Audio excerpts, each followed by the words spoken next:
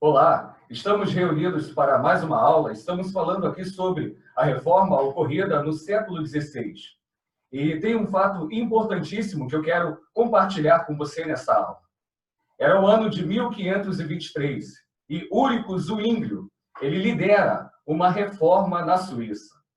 Ao mesmo tempo que a reforma seguia adiante na Alemanha, ela também se iniciava na Suíça, sob o comando deste homem, deste reformador, Úrico Zwinglio. De modo diferente de Lutero, esse sacerdote nunca foi monge e tampouco experimentou uma conversão intrincada. Sua conversão foi um processo intelectual lento, no qual ele passou a entender as Escrituras e a perceber como a Igreja Católica estava distante delas. Durante 10 anos de serviço como pároco em Glarus, na Suíça, Zwinglio atuou em 2 ocasiões, como capelão de alguns jovens mercenários suíços, o que fez com que fosse contra a prática dos rapazes, que vendiam seus serviços de guerreiros e, portanto, posicionou-se publicamente contra essa prática. Para Zwinglio, esse pequeno incidente foi apenas o começo de uma carreira que abrangeria tanto a reforma política quanto também religiosa. Ele também serviu como sacerdote em Eiselden, é um nome difícil, entre 1516 a 1518, por ter sido muito influenciado por Erasmo. Zwinglio aprofundou-se nos estudos relacionados ao Novo Testamento grego, e ele era um grande erudito nessa área. Sua pregação começou a ter um cunho mais evangelístico. E no primeiro dia do ano de 1519, Zwinglio se tornou o pastor principal da igreja de Zurique.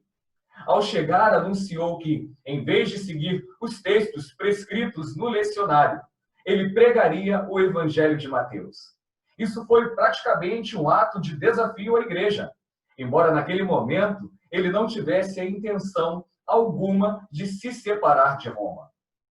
No mesmo ano, a peste chegou a Zurique e quase 1/3 da população da cidade foi vitimada. Zwinglio fez de tudo para ministrar ao povo, até que ele mesmo contraiu a doença. Os 3 meses que levou para se recuperar lhe ensinaram lições importantíssimas sobre a dependência que nós precisamos ter de Deus, algo que mudou a vida de Zwinglio completamente. Zwinglio continuou a pregar aquilo que ele encontrava na Bíblia.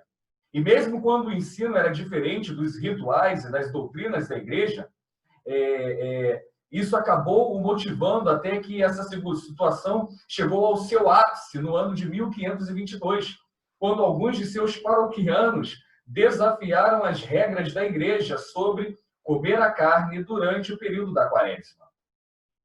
Zwinglio os apoiou, pregando um sermão sobre liberdade.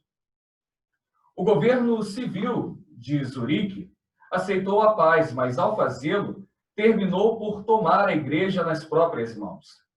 Logo no começo do ano seguinte, eles promoveram um debate público sobre os assuntos de fé e doutrina, em que a ideia de Zwinglio prevaleceu. E no dia 29 de janeiro do ano de 1523, o Conselho da cidade decretou que o senhor Úrico Zwinglio continue e prossiga como antes com a proclamação do Santo Evangelho e da pura e santa Escritura de acordo com a sua capacidade. E no decorrer de 2 anos, os debates continuavam e as reformas se expandiam. Sacerdotes e freiras agora podiam se casar. Imagens foram removidas das igrejas. E para afirmar a ruptura final com a Igreja Católica Romana, a missa foi substituída por um culto simples, na qual a maior ênfase era dada à pregação da palavra. Zwinglio enfrentou oposição não apenas da Igreja Católica, mas também dos anabatistas, que era um grupo mais radical de reformistas. Eles queriam ver as reformas em Zurique acontecer de uma maneira mais rápida. Embora muitos reformadores concordassem entre si no sentido de que desejavam uma fé mais bíblica, eles muitas vezes diferiam quanto ao real sentido dessa fé mais bíblica e de como eles deveriam alcançá-la. Em 1529, Filipe, o Landgrave de Hesse, reuniu Lutero e Zwinglio. Filipe queria que o movimento reformado fosse coeso em relação à questão militar, política e também espiritual. E para esse fim trouxe os dois homens a Marburgo. Das 15 questões doutrinárias que foi discutida naquele encontro, Zwinglio e Lutero concordaram com 14 pontos. No entanto, a Eucaristia foi o ponto de discórdia. Zwinglio via esse ato como recebimento espiritual do corpo de Cristo, ao passo que Lutero o via em termos mais concretos. O encontro que objetivava a união dos dois grupos protestantes resultou, na verdade, numa ruptura ainda muito maior. O movimento reformista de Zwinglio se espalhou principalmente na porção alemã da Suíça, chegando finalmente a Genebra, que possuía a língua francesa, e pavimentando o caminho para o trabalho de Calvino, que posteriormente estaria naquela região. Entretanto, Zwinglio ainda enfrentava oposição católica nos cantões rurais, o que terminou por levá-lo a uma batalha.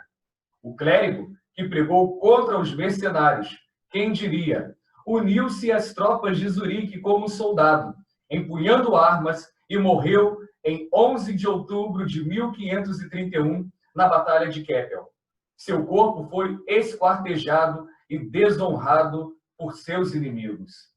E essa foi apenas uma pequena parte de lutas religiosas que seriam travadas nos 100 anos que se seguiriam. Se você aproveitou essa aula, deixa aí a sua curtida, inscreva-se no canal e logo em breve estaremos compartilhando outros eventos ocorridos durante a reforma do século XVI. Obrigado por estar conosco e que Deus abençoe a sua vida.